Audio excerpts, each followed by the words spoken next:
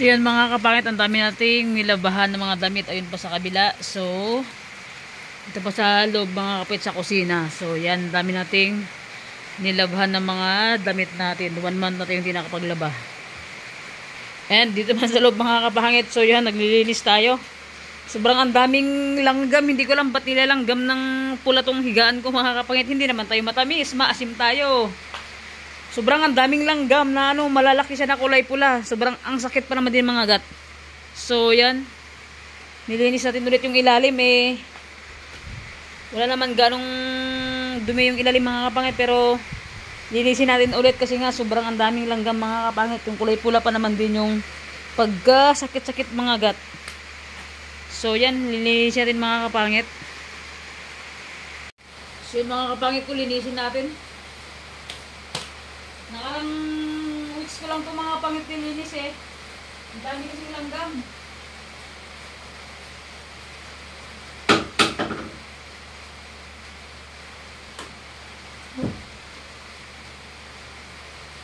Grabe, napakabigat pa naman din ang kama na to.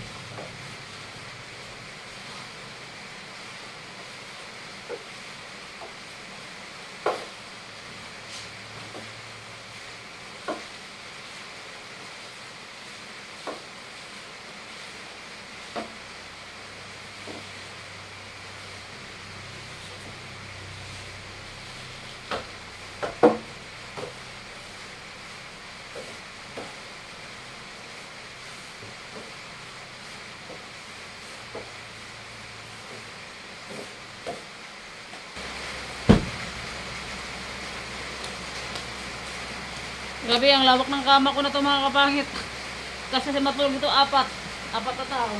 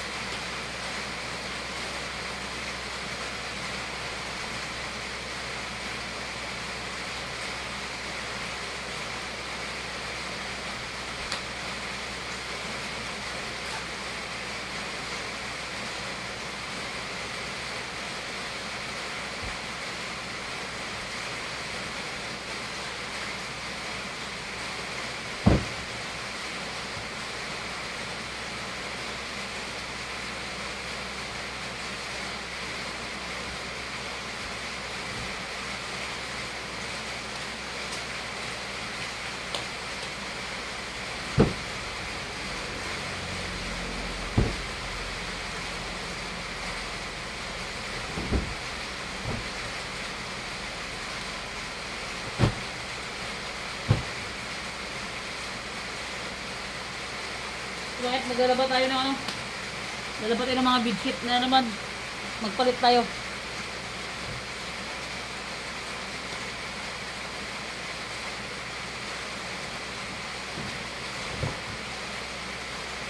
Ay! Pagod mga kapangit. Katatapos ko lang maglaba.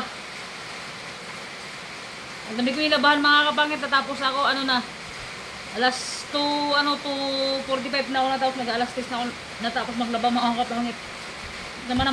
Pagkatapos naman,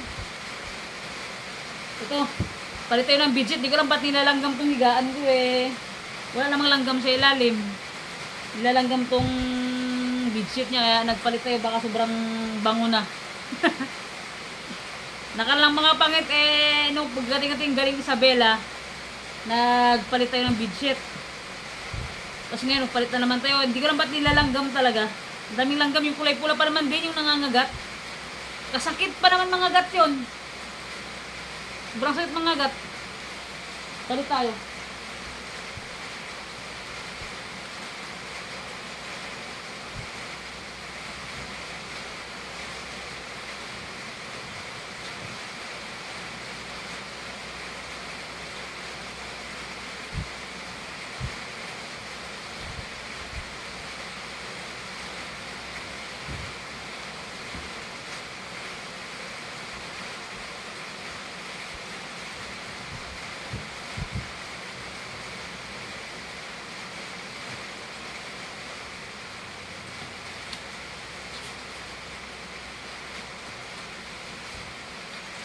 Yan. Mabuti na lang, mabilis na magpalit ng ganitong bedsheet mga kapangit. Yung may, dati na siyang may garter. Pasok-pasok na sa mga gilid-gilid niya. Ah, nakakapagod. Nakakapagod, walang asawa. Nakakapagod mga kapangit, walang asawa. Lahat ng trabaho dito sa bahay sa akin, maglaba, magluto, maglinis, magpalit ng punda, magpalit ng ganito, mag-agiw, maglinis sa labas. Nako, narigati, awanti, bakit to'y balay, anya mo ton. Narigat.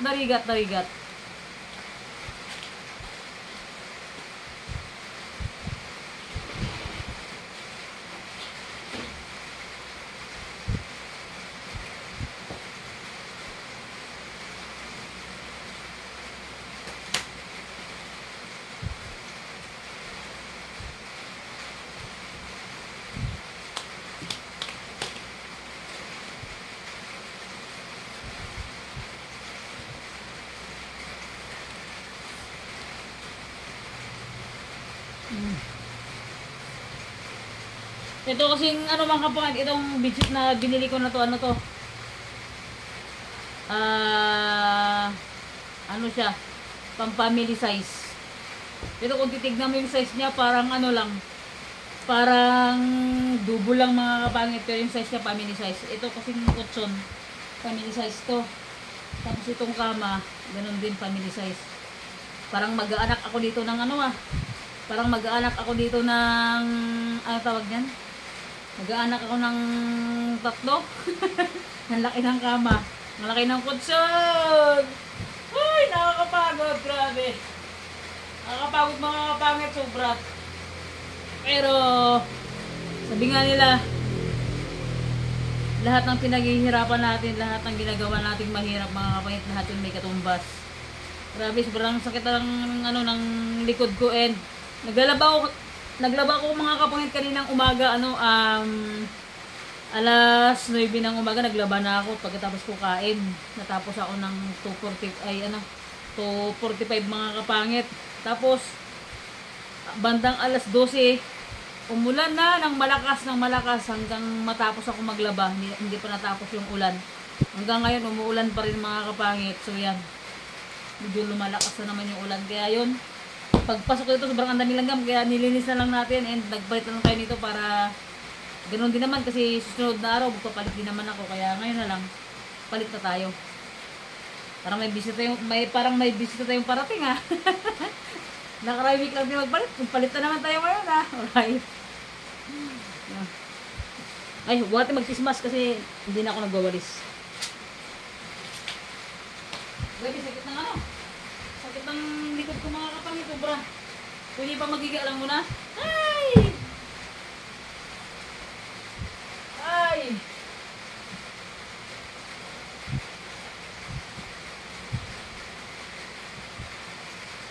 Nakakapagod. Dami ko nilabahan. Tapos, bukas, mga kapangit, maglalaban na naman tayo ng bedsheet, saka mga punda na naman. Ay, apo Diyos ko. Makapabannog, apay kastoy nga ay. Siya mga kapangit. Aray. Yan. Patuloy ng punta.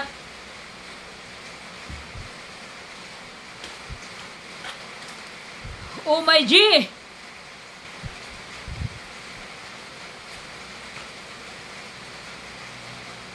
Yan na. Nagpalit tayo ng punda. Kakakumot na.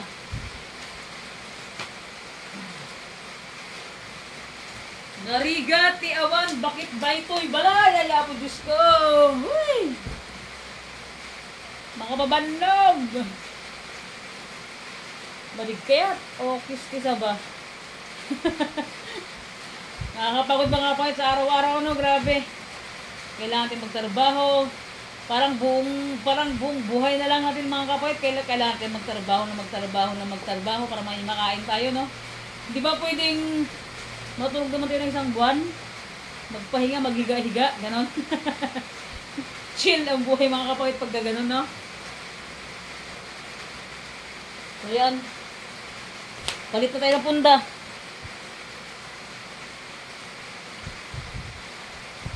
Yung tipong kalalaba lang natin. Purong natin. Mga kapangit. Yung tipong kalalaba lang natin. Maglalaban na naman tayo. Kasi nga, dami nating natambak na labahan mga kapangit. So, siyempre natapos na ako maglaban ng mga short, pantalon, damit ko, siyempre mga boxer. So, ito na naman. Palit tayo ng punda.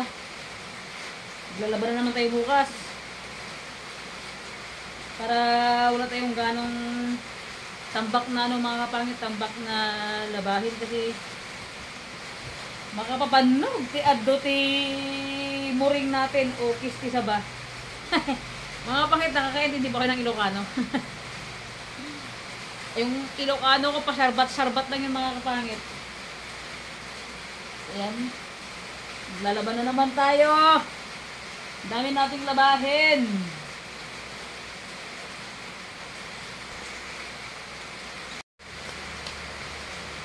Yung mga kapangit, pati ng punda. Yung punda natin. Uling ulo natin.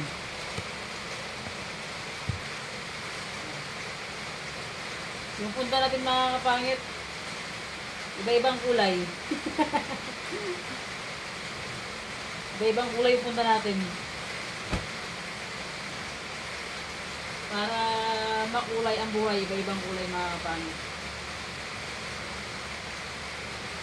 Sarap na naman ang tulog ko nito mamaya. Bagong palit yung ating higaan.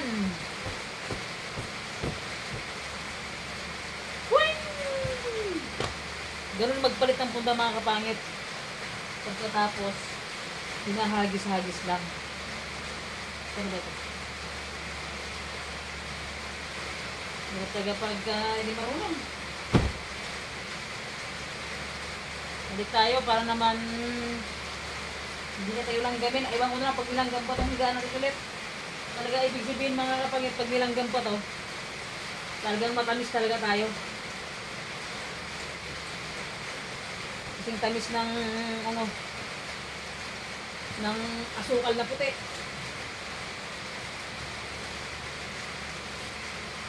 Diba?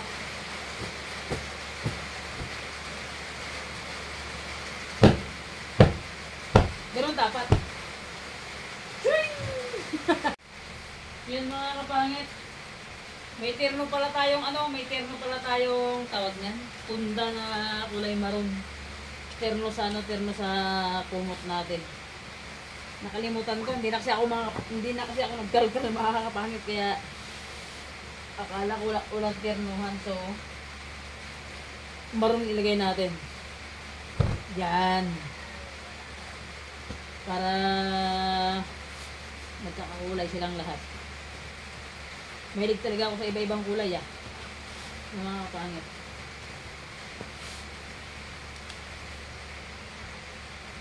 Kapangit. 3:46 pag alas 4 raw mga kapangit. Di na yata ako magluto. Natulog na ako diretso. Wala nang luto-luto mga kapangit. Natutulog na tayo diretso ba? Yan. Katabi din matulog paggabi.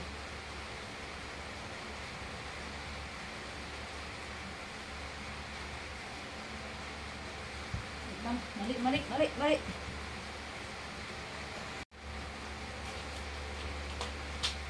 pangit.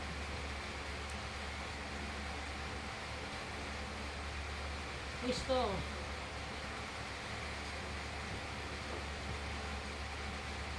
Tulog na tayo.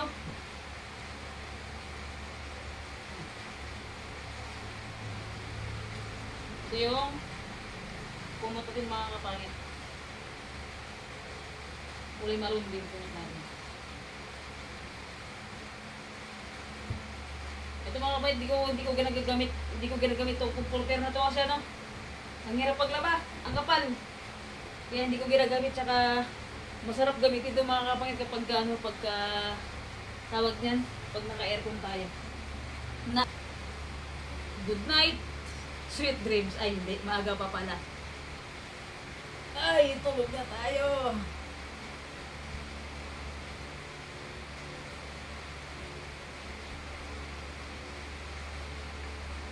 Ay, mali pala. Baga pa pala. Kala ko gabi na mga kapatid. Mag-alas 4 pa lang pala ng hapon. Kala ko matutulog na talaga tayo ng tuluyan. Yan, pero guys, wait lang. Pahinga-hinga natin mga kapatid. Pahinga-hinga. Tulog na tayo.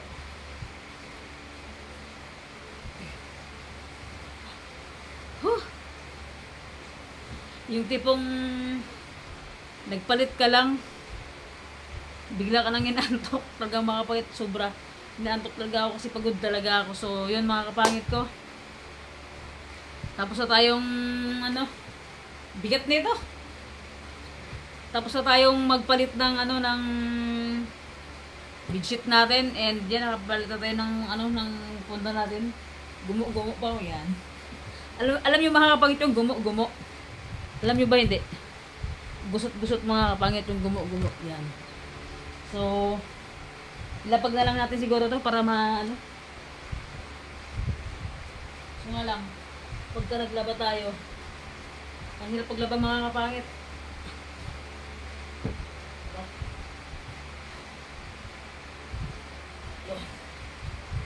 Ganun ba mga tama ba ito mga kapangit? Ginagawa ko, tama ba? Sapin lang sa dito. Yan. Okay. Let's go. Good night. Ay.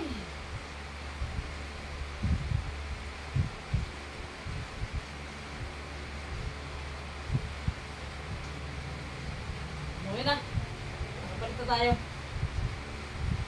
Kaya ang gagawin natin ngayon mga kapangit ay dahil masama ang panahon, ulan ang